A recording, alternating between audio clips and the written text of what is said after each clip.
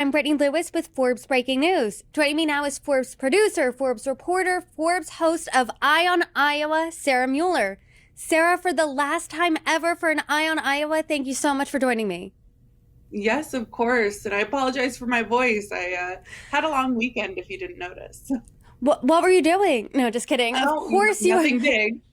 Nothing big, just being Forbes's eyes and ears and boots on the ground all over Iowa.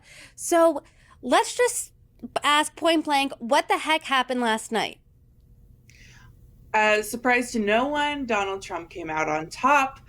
They called the race within 30 minutes, which is probably the earliest in recent history, if not ever.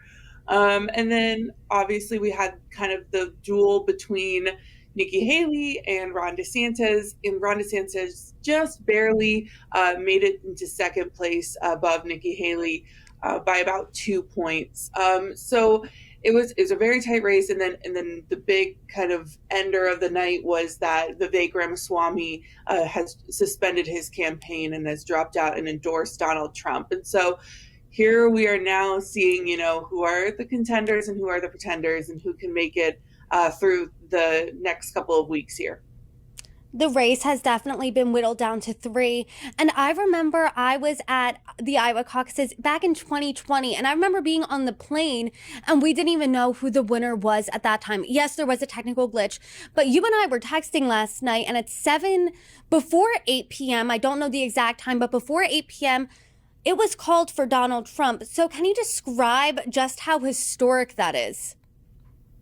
Yeah, I mean, granted, what happened in 2020, because I was working in a newsroom then too, it was the Democrats, and they were running a new system, and we all stayed up till 4 o'clock in the morning trying to figure out what was going on. But this is a very different type of process, as I mentioned in one of our last videos. It's interesting because it's a ballot system, right? So they can get answers very quickly depending on how long those speeches go.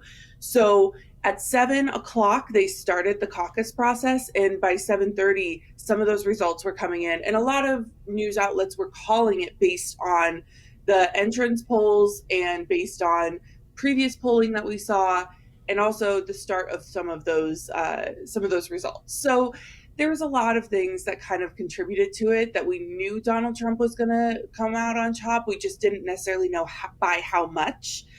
We knew it was going to be probably significant, but yeah, it is a pretty big deal. I can't remember off the top of my head, but it's been a long time, or if ever, that somebody has won by this margin before.